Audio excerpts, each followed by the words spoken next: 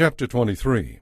When David was an old man, he appointed his son Solomon to be king over Israel. David summoned all the political leaders of Israel together with the priests and Levites for the coronation ceremony. All the Levites who were 30 years old or older were counted, and the total came to 38,000.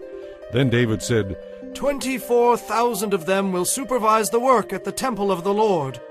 6,000 are to serve as officials and judges. 4,000 will work as gatekeepers, and another 4,000 will praise the Lord with the musical instruments I have made. Then David divided the Levites into divisions named after the clans descended from the three sons of Levi, Gershon, Kohath, and Merari. The Gershonite family units were defined by their lines of descent from Libni and Shimei, the sons of Gershon. Three of the descendants of Libni were Jehiel, the family leader, Zetham, and Joel. These were the leaders of the family of Libni. Three of the descendants of Shimei were Shelomoth, Haziel, and Haran. Four other descendants of Shimei were Jahath, Ziza, Jeush, and Beriah. Jahath was the family leader, with Ziza was next. Jeush and Beriah were counted as a single family because neither had many sons.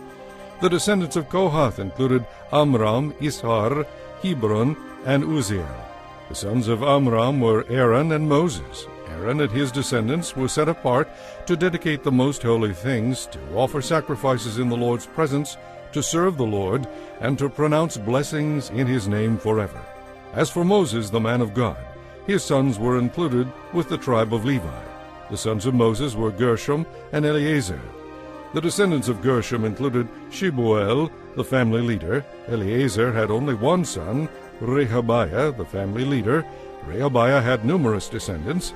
The descendants of Ishar included Shelomith, the family leader. The descendants of Hebron included Jeriah, the family leader, Amariah the second, Jehaziel the third, and Jekameam the fourth.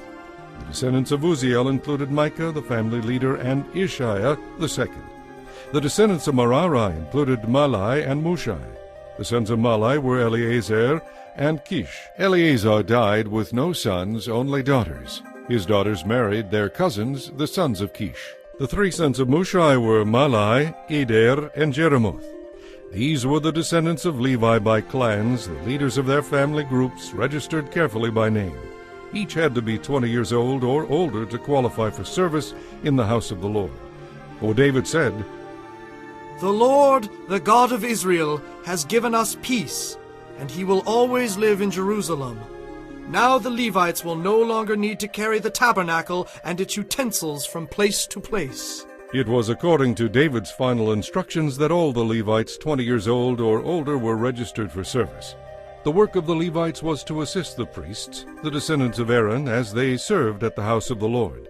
They also took care of the courtyards and side rooms, helped perform the ceremonies of purification, and served in many other ways in the house of God.